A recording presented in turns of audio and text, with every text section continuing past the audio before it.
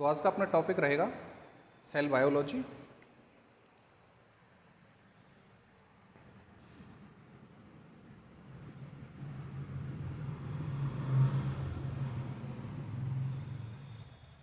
सबसे पहले हम बात करेंगे सेल के बारे में कि सेल्स क्या होते हैं और सेल को डिफाइन करते हैं।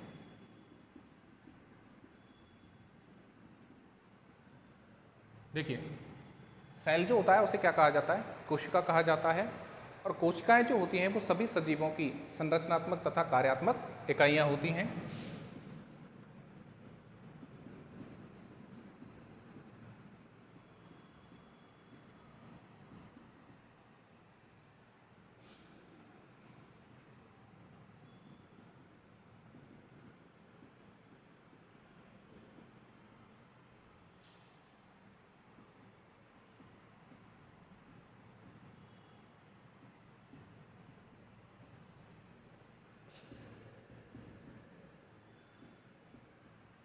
संरचनात्मक का मतलब होता है स्ट्रक्चरल और कार्यात्मक का मतलब होता है फंक्शनल।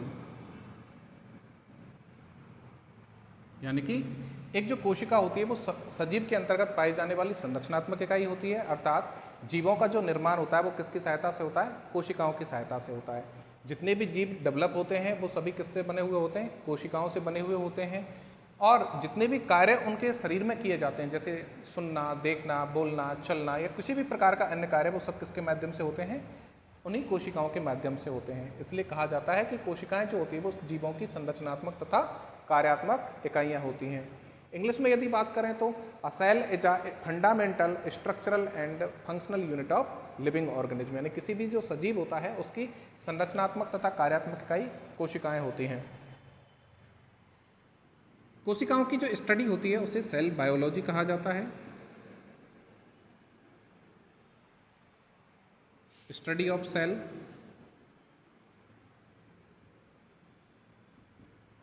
कोशिकाओं का अध्ययन क्या कहलाता है? साइटोलॉजी कहलाता है। यानी कि कोशिकाएं किस प्रकार से उत्पन्न होती हैं, कैसे वो विभाजन करती हैं, कैसे उनमें गुणसूत्रों का निर्धारण होता है या क्रोमोसोम्स का फॉर्मेशन होता है, कैसे क्रोमोसोम्स डिवाइड होते हैं, सेल्स की एजिंग किस प्रकार से होती है, सेल्स में कौन कौन सी डिजीज उत्पन्न हो सकती हैं, सेल्स किस प्रकार से फंक्शन करती हैं, सेल्स में किस प्रकार के ऑर्गेनेलिज पाए जाते हैं, उन तमाम जो एस्पेक्ट होते हैं उनकी स्टडी हम किसके अंतर्गत करते हैं? सेल बायोलॉजी के अंतर्गत करते हैं। साइटोलॉजी भी कभी कभी सेल बायोलॉजी के स्थान पर प्रयुक्त किया जा सकता है, लेकिन साइटोलॉजी कहा जाता है study of structure of cell.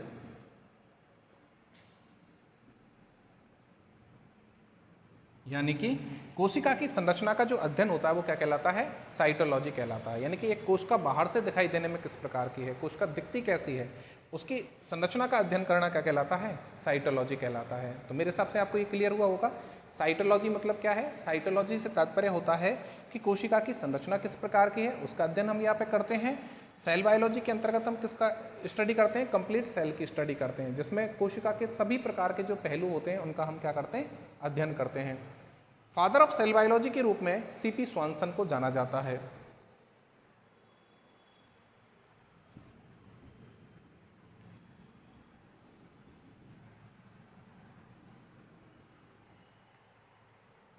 Father of cell biology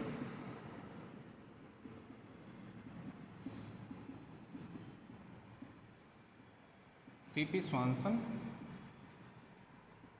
इन्हें फादर ऑफ सेल बायोलॉजी के रूप में जाना जाता है। जनरली हम फादर का टाइटल किसको देते हैं? फादर का टाइटल उस व्यक्ति को दिया जाता है जो व्यक्ति क्या करता है? उस क्षेत्र में सर्वाधिक रिसर्च करता है, उस क्षेत्र में सर्वाधिक कार्य करता है। Indian father of cell biology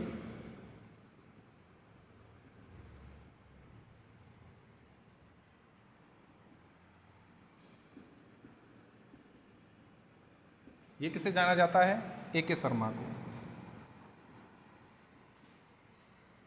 A K. Sharma को Indian father of cell biology के रूप में जाना जाता है। यानी भारत में सबसे ज़्यादा जो शोध कार्य है वो किसने किया था? ए.के. शर्मा जी ने किया था। इन्होंने काफ़ी योगदान दिया है, इस वजह से इन्हें क्या कहा जाता है? Father of Indian cell biology के रूप में जाना जाता है। तो यहाँ तक का पहलू तो मेरे हिसाब से आपको क्लियर हो गया होगा। डेफिनेशन हमने देख ली कि सेल बायोलॉजी क्या है। कोशिका के तमाम एस्पेक्ट का अध्ययन सेल बायोलॉजी कहलाता है। कोशिका की संख्या के आधार पर जीव जो होते हैं वो दो प्रकार के होते हैं। एक होते हैं प्रोकैरियोटिक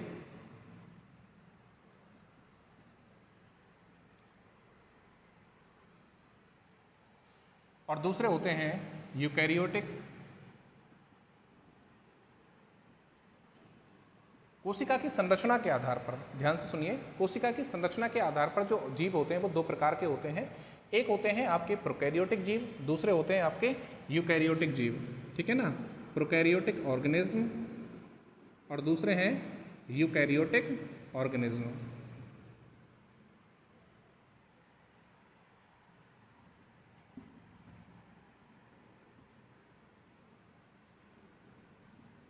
तो देखिए, प्रोकैरियोटिक और यूकैरियोटिक दो प्रकार के यहाँ पे क्या हो जाते हैं, ऑर्गेनिज्म हो जाते हैं। कोशिका की संख्या के आधार पर यदि हम बात करें, ये तो हुआ आपके संरचना के आधार पर, यानी कि उनका स्ट्रक्चर किस प्रकार का है इसके आधार पर तो हमने बताए प्रोकैरियोटिक ऑर्गेनिज्म और यूकैरियोटिक ऑर्गेनिज्म। उनकी संख्या जो होती है उसके आधार पर, नंबर के आधार पर दो प्रकार के होते हैं। एक होता है यूनिसेल्यूलर और दूसरा होता है मल्टी सेल्यूलर।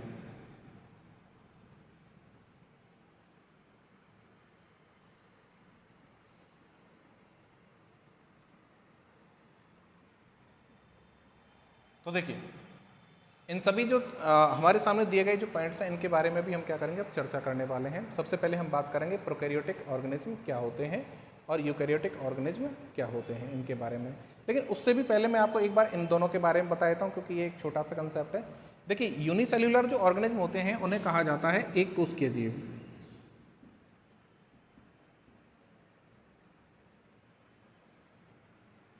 और जो मल्टी सेल्यूलर होते हैं इनको कहा जाता है बहुकोशिकीय जीव।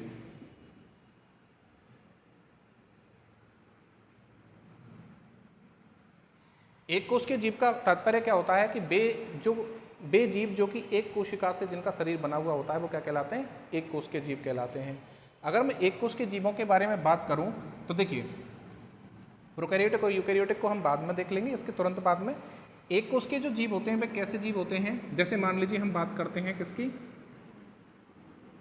अमीबा की बात करते हैं।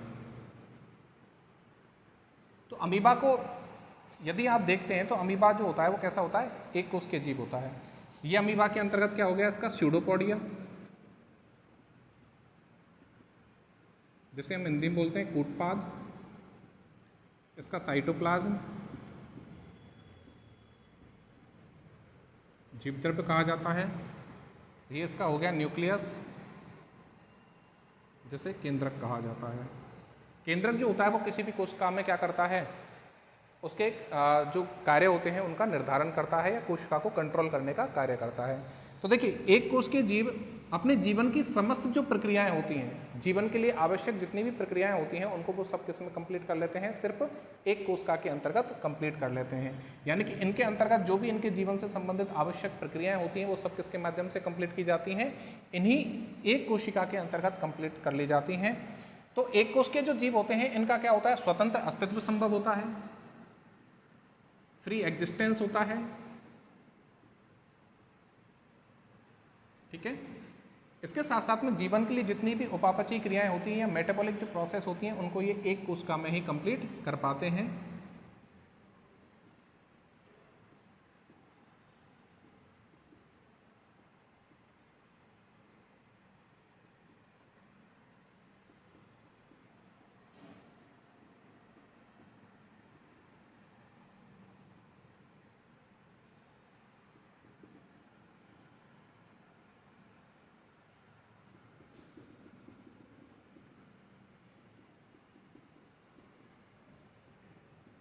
तो देखिए, जो एक कोश के जो जीव होते हैं या यूनिसेल्युलर जो ऑर्गेनिज्म होते हैं इनका स्वतंत्र रूप से क्या होता है, अस्तित्व संभव होता है। यानी कि ये फ्रीली क्या हो सकते हैं, फ्रीली ये रह सकते हैं।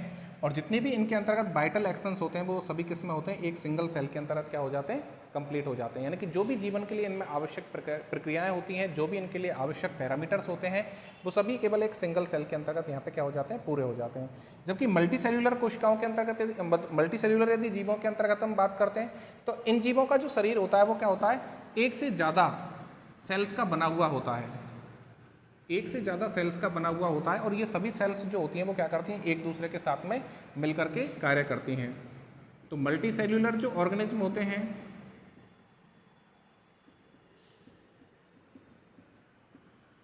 एक से ज़्यादा सेल्स पाई जाती हैं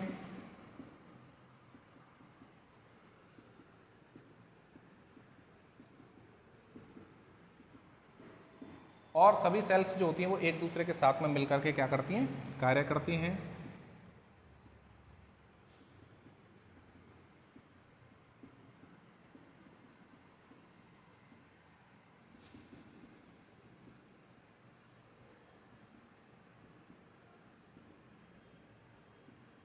ठीक है, मल्टी सेल्यूलर जो ऑर्गेनिज्म होते हैं इनमें एक से ज़्यादा क्या पाई जाती हैं, सेल्स पाई जाती हैं, और ये सभी सेल्स जो होती हैं वो एक दूसरे के साथ में मिलकर के कार्य करती हैं। ये सभी सेल्स जब एक दूसरे के साथ में मिलकर के कार्य करती हैं तो उनके सम्मिलित प्रयासों की वजह से, उनके आपस में मिलजुल करके जो प्रयास होते हैं उनकी वजह से क्या होते हैं, कोई भी इनके अंतर्गत होने वाली जो प्रक्रिया है वो क्या हो जाती है, कंप्लीट हो जाती है। तो आपको यूनिसेल्यूलर और मल्टी सेल्यूलर दोनों के बारे में यहाँ पे पता लगा। यूनिसेल्यूलर यदि ऑर्गेनिज्म की हम बात करते हैं तो देखिए इसमें कौन कौन से ऑर्गेनिज्म आते हैं। तो यूनिसेल्यूलर के अंतर्गत जैसे आपका अमीबा, जैसे आपका बैक्टीरिया, ये सभी यूनिसेल्यूलर होते हैं। जबकि मल्टी सेल्यूलर की यदि हम बात करते हैं तो मल्टी सेल्यूलर के अंतर्गत कौन कौन आते हैं, जैसे कि आपके ह्यूमन यानी मनुष्य, चूहा और अन्य दूसरे प्रकार के सभी बड़े जो जीव होते हैं वो सब किसमें आते हैं, आपके मल्टी सेल्यूलर ऑर्गेनिज्म के अंतर्गत आते हैं। अब हम बात करेंगे कि प्रोकैरियोटिक और यूकैरियोटिक कोशिकाएं क्या होती हैं।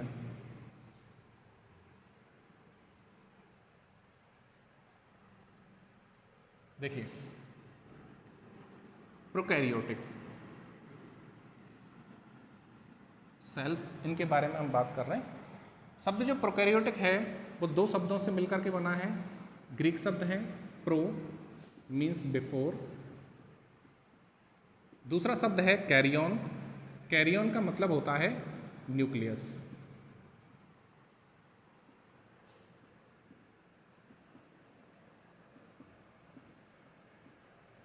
ठीक है, यानी कि केंद्रक से पहले, या यूं कह सकते हैं कि बेजीव जिनमें स्पष्ट प्रकार का न्यूक्लियस नहीं पाया जाता उन सबको क्या कहा जाता है, प्रोकैरियोट कहा जाता है। इनमें स्पष्ट न्यूक्लियस या केंद्रक नहीं पाया जाता।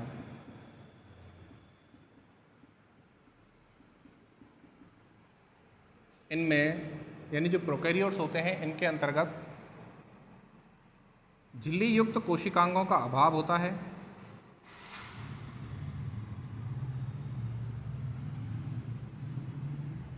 झिल्ली युक्त कोशिकांगों का अभाव होता है। तो देखिए पहली चीज़ तो क्या हुई कि इनमें एक स्पष्ट प्रकार का क्या नहीं पाया जाता, न्यूक्लियस नहीं पाया जाता। ठीक है ना, इनमें एक क्लियर न्यूक्लियस नहीं पाया जाता। दूसरा ये होता है कि इनके अंतर्गत जो कोशिकांग होते हैं या ऑर्गेनेलीज होते हैं, वो ऑर्गेनेलीज, झिल्ली युक्त जो ऑर्गेनेलीज होते हैं वो इसके अंतर्गत क्या होते हैं, एब्सेंट होते हैं। ठीक है ना, यहाँ पे नहीं पाए जाते, यानी कि मेम्ब्रेन बाउंड जो ऑर्गेनेलीज होते हैं वो इनमें नहीं पाए जाते हैं। ठीक है ना। प्रोकैरियोटिक देखिए सेल्स के हमने बात की थी, प्रोकैरियोट्स क्या होते हैं, तो शब्द जो प्रोकैरियोट होता है वो किससे मिलकर के बना है, दो ग्रीक शब्दों से मिलकर के बना हुआ है। प्रो का मतलब क्या होता है, बिफोर, और कैरियन का मतलब क्या होता है, न्यूक्लियस, यानी कि केंद्रक से पहले, यानी कि जिसमें बे कोशिकाएं या बे सेल्स जिनके अंतर्गत स्पष्ट प्रकार का केंद्रक नहीं पाया जाता उनको क्या कहा जाता है, प्रोकैरियोटिक सेल्स कहा जाता है। इनमें स्पष्ट प्रकार का न्यूक्लियस नहीं पाया जाता। स्पष्ट प्रकार का न्यूक्लियस से मतलब होता है केंद्रक इसमें स्पष्ट रूप से नहीं देखने को मिलता। दूसरा, इसमें मेम्ब्रेन बाउंड जो ऑर्गेनेलीज होते हैं या झिल्ली युक्त जो कोशिकांग होते हैं वो इसमें अनुपस्थित होते हैं। इसमें 70S राइबोसोम्स पाए जाते हैं। इसमें 70S क्या पाए जाते हैं, राइबोसोम्स पाए जाते हैं। तो 70S राइबोसोम्स जो होते हैं, एस जो होता है वो स्वेजबर्ग इकाई को क्या करता है, प्रकट करता है। राइबोसोम के साथ में हम देखेंगे। इसके अलावा इनमें हिस्टोन प्रोटीन्स नहीं पाए जाते। हिस्टोन प्रोटीन जो होते हैं वो डीएनए के साथ जुड़े होते हैं। ठीक है ना, तो इसमें उनका क्या होता है, अभाव होता है, या हिस्टोन प्रोटीन्स जो होते हैं वो नहीं पाए जाते। तो देखिए प्रोकैरियोटिक सेल्स के हमने कुछ इंपॉर्टेंट जो हिस्टोन प्रोटीन्स जो होते हैं वो आपके डीएनए के साथ में जुड़े हुए रहते हैं। और डीएनए आपका क्या होता है, आनुवंशिक पदार्थ या जेनेटिक मटेरियल होता है, जो कि एक जो आपकी पीढ़ी होता है या एक जो आपकी जनरेशन होता है वहाँ से दूसरी जनरेशन के अंतर्गत जो कैरेक्टरिस्टिक्स होते हैं उनको क्या करता है, वो फॉलो करता है या उनको लेकर के जाता है दूसरी पीढ़ी के अंतर्गत। तो यहाँ पे 4 हमने इंपॉर्टेंट जो एस्पेक्ट हैं उनको हमने देख लिया। एक तो प्रोकैरियोटिक सेल्स के अंतर्गत स्पष्ट प्रकार का न्यूक्लियस नहीं पाया जाता। दूसरा, इसमें मेम्ब्रेन बाउंड जो ऑर्गेनेलिज है वो नहीं पाए जाते। अब मेम्ब्रेन बाउंड ऑर्गेनेलिज कौन से हैं? जैसे आपका माइटोकॉन्ड्रिया, जैसे आपका लाइसोसोम, जैसे आपका एंडोप्लाज्मिक रेटिकुलम या गोल्जी एपरेटस, ये सभी जो होता है वो सिंगल मेम्ब्रेन से बाउंड, ठीक है ना, क्या होते हैं, ऑर्गेनेलिज होते हैं या डबल मेम्ब्रेन से बाउंड ऑर्गेनेलिज होते हैं, तो वो इनके अंदर नहीं पाए जाते। तो प्रोकैरियोटिक जो सेल्स होती हैं उनके अंतर्गत सिर्फ पता है क्या पाया जाता है, एकमात्र एक ऐसा ऑर्गेनेलिज पाया जाता है जो कि दोनों में कॉमन होता है, यानी प्रोकैरियोटिक में भी कॉमन होता है और यूकैरियोटिक में, और वो केवल क्या होता है, राइबोसोम। लेकिन प्रोकैरियोटिक सेल के अंदर स्पष्ट रूप से जो राइबोसोम होता है वो 70S टाइप के होते हैं, जबकि यूकैरियोटिक सेल में जो राइबोसोम होते हैं वो 80S टाइप के होते हैं, और माइटोकॉन्ड्रिया और प्लास्टिड के अंदर 70S टाइप के राइबोसोम्स भी उनमें देखने को मिल जाते हैं। साथ साथ में इसमें हिस्टोन जो प्रोटीन होते हैं वो क्या होते हैं, एब्सेंट होते हैं, ठीक है ना, ये चीज़ अभी आपको याद रखनी है। इसमें एग्जाम्पल के तौर पर देखते हैं तो प्रोकैरियोटिक कोशिकाओं में आपके बैक्टीरिया आ जाते हैं, बैक्टीरिया के अलावा आपके माइकोप्लाज्मा आ जाते हैं, आर्क बैक्टीरिया आ जाते हैं। तो ये सभी रिकेट्स या क्लेमाइडी वगैरह जो होते हैं वो सभी प्रोकैरियोटिक सेल्स को डिनोट करते हैं। तो ये सभी आपका क्लियर हो गया। इसके बाद में हम बात करते हैं यूकैरियोटिक सेल्स की।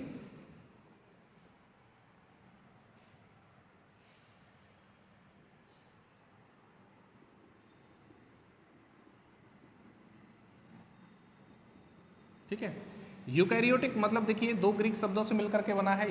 यू का मतलब होता है विद, और दूसरा शब्द है यहाँ पे कैरियन, कैरियन का मतलब क्या होता है, न्यूक्लियस, ठीक है, यानी कि न्यूक्लियस के साथ, यानी जिनमें स्पष्ट प्रकार का न्यूक्लियस पाया जाता है उन सेल्स को हम क्या बोलते हैं, यूकैरियोटिक सेल्स बोलते हैं। तो इसके यदि हम कैरेक्टरिस्टिक्स को देखें तो देखिए इनमें स्पष्ट न्यूक्लियस पाया जाता है,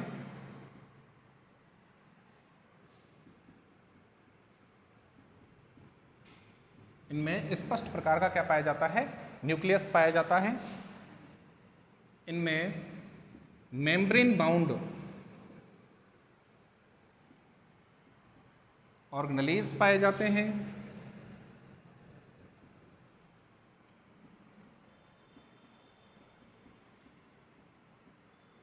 इसके साथ साथ में इनमें जो राइबोसोम्स होते हैं वो कौन से होते हैं, 80S प्रकार के राइबोसोम्स होते हैं।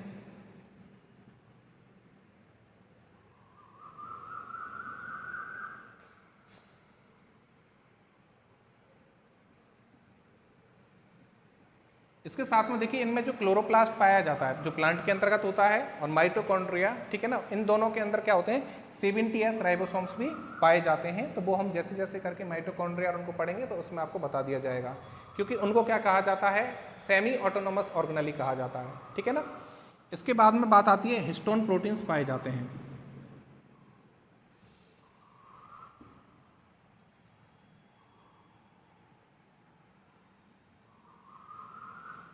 Histone proteins present.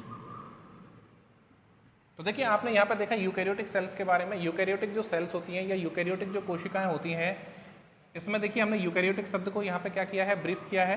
तो यूकैरियोटिक में देखिए यू जो शब्द है उसका मतलब क्या होता है, विद, कैरियन का मतलब क्या होता है, न्यूक्लियस, यानी जिनमें स्पष्ट प्रकार का न्यूक्लियस पाया जाता है उन सभी सेल्स को क्या कहा जाता है, आपका यूकैरियोटिक सेल कहा जाता है। इसके बाद में इनमें मेम्ब्रेन बाउंड ऑर्गेनेलिज पाए जाते हैं, यानी कि इनके अंतर्गत लाइसोसोम, राइबोसोम या दूसरे अन्य प्रकार के जो ऑर्गेनेलिज होते हैं वो सब क्या होते हैं, प्रेजेंट होते हैं। याद रखिए जो आपके राइबोसोम्स होते हैं उन राइबोसोम्स के ऊपर किसी भी प्रकार की कोई मेम्ब्रेन नहीं पाई जाती है। राइबोसोम्स जो होते हैं वो मेम्ब्रेन लेस क्या होते हैं, ऑर्गेनेली होते हैं। इसके बाद में बात करते हैं इनके अंतर्गत जो हिस्टोन प्रोटीन्स होते हैं वो क्या हो जाते हैं, प्रेजेंट हो जाते हैं। तो ये हमने यूकैरियोटिक तथा प्रोकैरियोटिक जो सेल्स होती हैं उनके बीच में कुछ यहाँ पे हमने पैरामीटर्स देख लिए हैं। इसके अंतर्गत एग्जाम्पल की यदि हम बात करते हैं तो देखिए कौन कौन हो जाता है। इसमें आ जाता है आपका अमीबा, ठीक है ना। अमीबा यूनिसेल्यूलर होता है, यूनिसेल्यूलर होता है लेकिन कैसा होता है, यूकैरियोटिक सेल होती है। इसके साथ साथ में आपका जैसे रैट या फिर ह्यूमन, इन सब के अंतर्गत जो सेल्स पाई जाती हैं वो आपकी कौन सी होती हैं, आपके यूकैरियोटिक प्रकार की सेल्स होती हैं, ठीक है।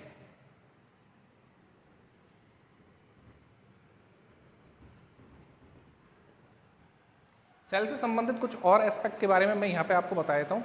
देखिए जो सेल्स होती हैं उनमें न्यूक्लियस जो होता है उसका मेन रोल क्या है। न्यूक्लियस जो होता है इसे कहा जाता है कंट्रोलिंग सेंटर। सेल्स के अंतर्गत जो कंट्रोलिंग सेंटर होता है वो कौन होता है? न्यूक्लियस होता है। क्योंकि न्यूक्लियस क्या करता है? न्यूक्लियस जो होता है वो साइटोप्लाज्म में, उसमें क्या करता है? एमआरएनए भेजता है। साइटोप्लाज्म में ये क्या करता है? एमआरएनए भेजता है, और उस एमआरएनए के माध्यम से जो अंदर की जो जितनी भी एक्टिविटीज होती हैं उनके ऊपर ये अपना क्या करता है? डायरेक्ट नियंत्रण स्थापित कर लेता है। तो जितना, जैसे मान लीजिए एक स्कूल होता है, उसके अंतर्गत सारा जो सिस्टम होता है उसको चलाता कौन है? प्रिंसिपल चलाता है, ठीक है ना। क्लासेज जो होती हैं उनको कंडक्ट कौन करवाता है? प्रिंसिपल चलाता है। हालांकि टीचर्स क्या करते हैं? क्लास लेते हैं, लेकिन प्रिंसिपल का काम क्या होता है? कोऑर्डिनेशन करने का, सबको समन्वयित करने का। ठीक उसी प्रकार से एक जो सेल होता है उसकी तमाम एक्टिविटी को करने के लिए तो ऑर्गन्स और उसमें क्या पाए जाते हैं? ऑर्गेनेलिज पाए जाते हैं, जैसे माइटोकॉन्ड्रिया हो गया, लाइसोसोम हो गया। लेकिन उन सबकी जो क्रियाएं होती हैं उनको कोऑर्डिनेट करने के लिए उसमें क्या पाया जाता है? आपका न्यूक्लियस पाया जाता है, ठीक है ना। तो न्यूक्लियस जो होता है वो क्या कहलाता है? किसी सेल के अंतर्गत कंट्रोलिंग सेंटर कहलाता है। इसको एक ऑर्गेनली ना मान करके क्या माना जाता है? इसका एक डायरेक्टर माना जाता है, कोशिका का एक डायरेक्टर माना जाता है।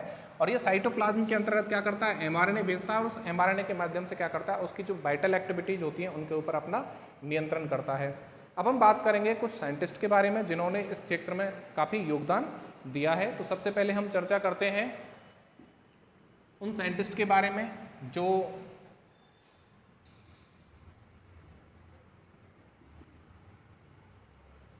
जिन्होंने क्या किया है? कोशिकाओं के जो डिस्कवरी है इसके क्षेत्र में सर्वाधिक योगदान दिया है। सबसे पहले देखिए हम बात करेंगे 1665 के अंतर्गत एक साइंटिस्ट हुए थे जिनका नाम था रॉबर्ट हुक। ये नाम तो आपने सुना ही होगा।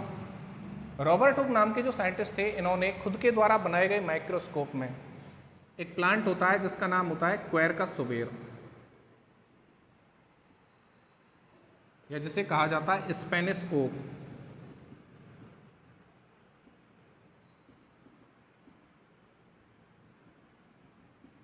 ठीक है, तो स्पेनिश ओक नामक जो प्लांट होता है इसकी कॉर्क की कोशिकाओं में, स्पेनिश ओक जो प्लांट होता है इसकी कॉर्क की कोशिकाओं में इन्होंने अपने द्वारा बनाए गए माइक्रोस्कोप में कुछ इस प्रकार की संरचना को देखा, जो कि मधुमक्खी की जो छत्ता होता है या बी हाइव जो होता है उससे क्या होती हैं? मिलती जुलती होती हैं। तो ध्यान से सुनिए, रॉबर्ट हुक ने 1665 के अंतर्गत क्वेरकस सुबेर नाम का जो प्लांट होता है उसकी कॉर्क सेल के अंतर्गत इन्होंने क्या देखा? मधुमक्खी के छत्ते के आकार की संरचनाओं को देखा या बी हाइव जैसी संरचनाओं को देखा, और इन बी हाइव जैसी संरचनाओं को इन्होंने नाम दिया सेल्यूला। ठीक है, इन्होंने इसे क्या नाम दिया था? सेल्यूला नाम दिया था। सेल्यूला जो है इस यही बाद में चल करके आगे क्या नाम से जाना गया? सेल के नाम से। इसका मतलब सबसे पहले सेल जो बर्ड होता है इसे इंट्रोड्यूस किसने किया था? रॉबर्ट हुक ने। तो रॉबर्ट हुक को इंट्रोड्यूस्ड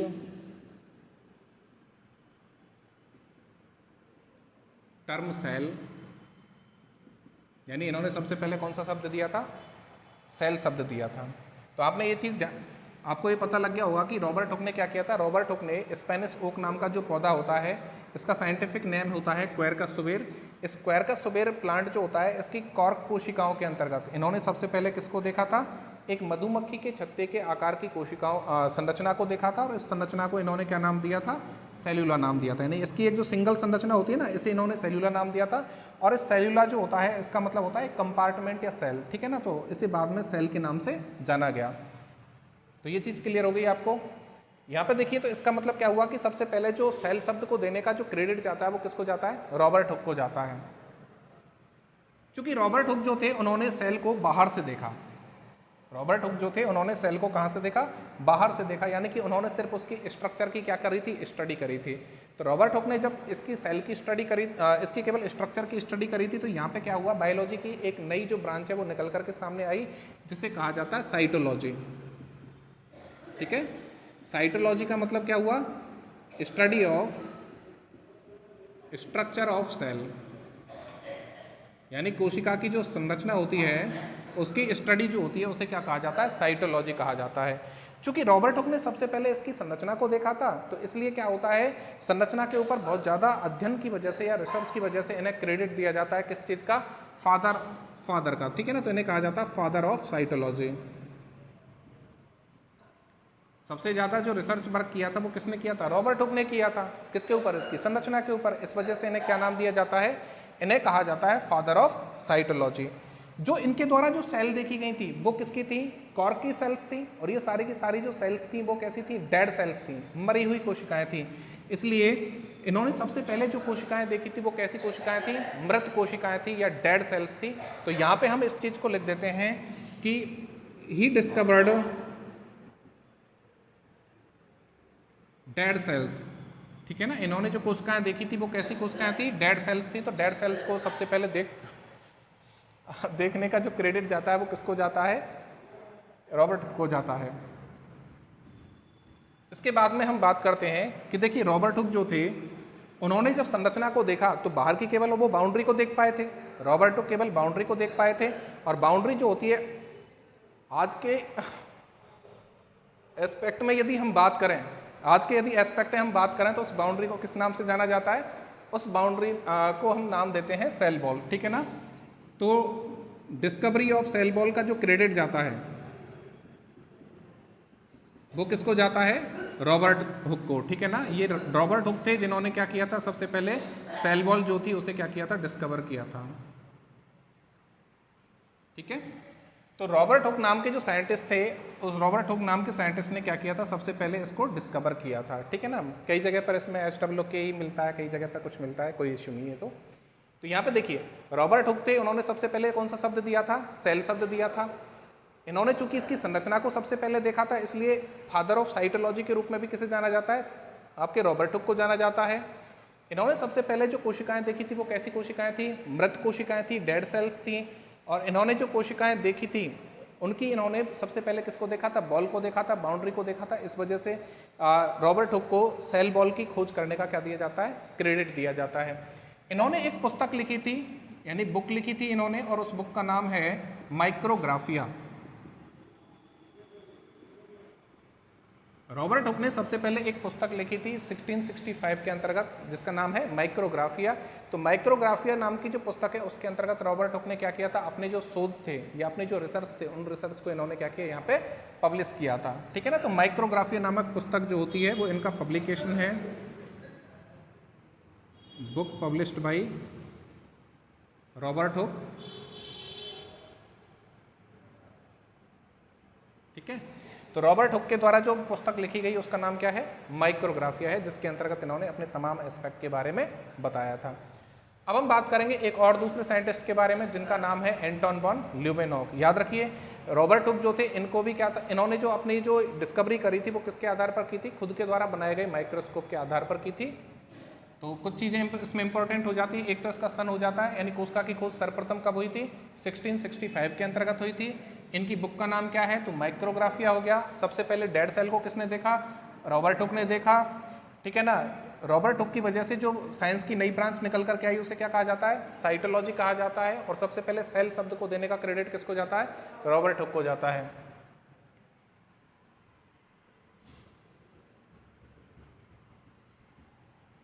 नेक्स्ट जो साइंटिस्ट आते हैं वो हैं Anton van Leeuwenhoek.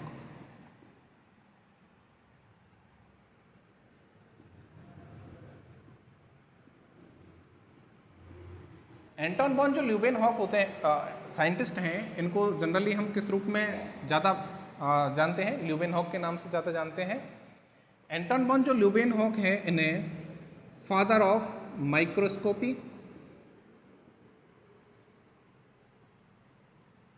Father of protozoology, father of microbiology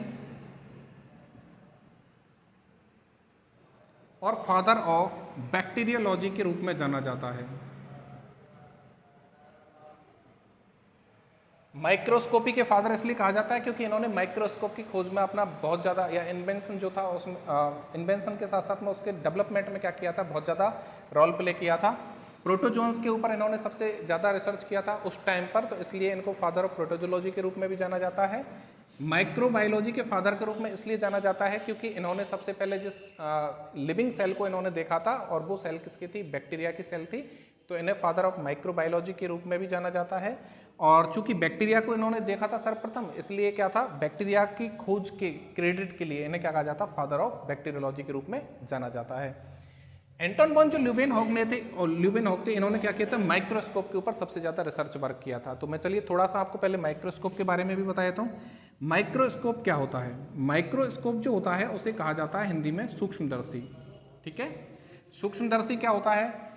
कोई ऐसा एपरेटस जो कि वस्तु से चल करके आने वाली जो प्रकाश किरणें होती हैं, ठीक है ना, किसी भी वस्तु से चलकर आने वाली जो प्रकाश किरणें होती हैं उनको आवर्धित करके या उनको मैग्नीफाई करके दिखाता है, उसे क्या कहा जाता है, माइक्रोस्कोप कहा जाता है।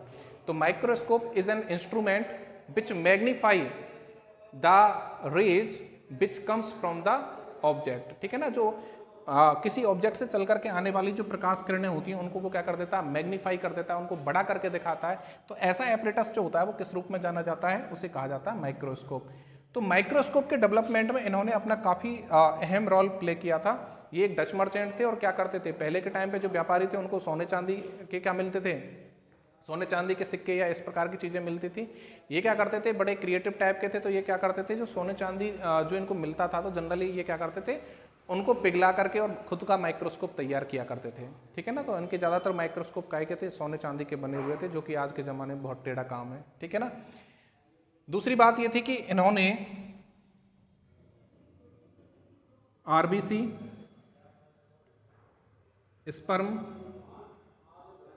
एल्गी इत्यादि कई सेल्स को इन्होंने सर्वप्रथम क्या किया था, अपने द्वारा बनाए गए जो माइक्रोस्कोप है उनके अंतर्गत देखा था। ठीक है ना।